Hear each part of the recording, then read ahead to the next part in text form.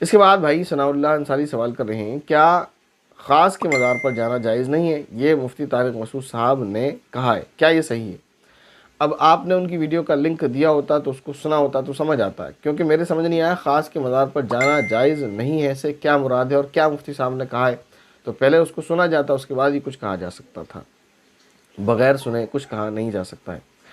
اس کے بعد محترم محمد اشفاق صاحب سوال کر رہے ہیں، السلام علیکم مفتی صاحب۔ وعلیکم السلام ورحمۃ اللہ وبرکاتہ۔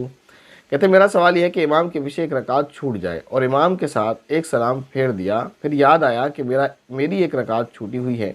پھر کھڑے ہو کر رکعت کو پورا کیا، تو سجدہ سہو کرنا پڑے گا یا نہیں؟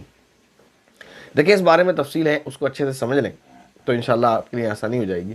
اگر کسی شخص نے امام کے یعنی جس کی کوئی ایک رکعت دو رکعت چھوٹی ہوئی تھی، اس کو مسبوق کہتے ہیں، تو اگر کسی مسبوق نے امام کے ساتھ سات سلام پھیر دیا، اور سات کا مطلب یہ تھا کہ اس کے سلام میں جو لفظ سلام ہے السلام علیکم ورحمۃ اللہ، اور مقتدی کے یعنی مسبوق کے لفظ سلام میں کوئی تاخیر نہیں ہوئی ہے، جیسے امام سلام کر رہا ہے ویسے ہی فوراً یہ کر رہا ہے، جو کہ عام طور پر ہوتا نہیں ہے ایسا۔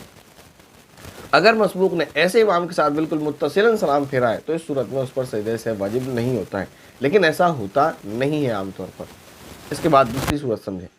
اگر امام کے سلام پھیرنے کے متصلاً بعد نہیں،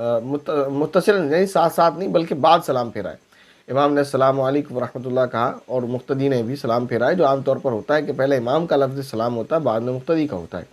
تو اگر ایسا مسبوق نے کیا ہے کہ امام کے بعد سلام پھیرا ہے، تو اس صورت میں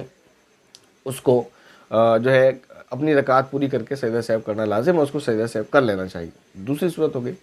تیسری صورت یہ ہے کہ اگر مقتدی نے مسبوق نے دو سلام پھیر لیے ہیں، پھر اس کو یاد آیا کہ میری رکعت باقی تھی اور اس نے کوئی ایسا کام نہیں کیا جس سے نماز ختم ہو جاتی ہے، تو وہ اٹھے کھڑا ہو اپنی رکعت کو پورا کرے اور سجدہ سہو کر لے، اس کی نماز پوری ہو جائے گی۔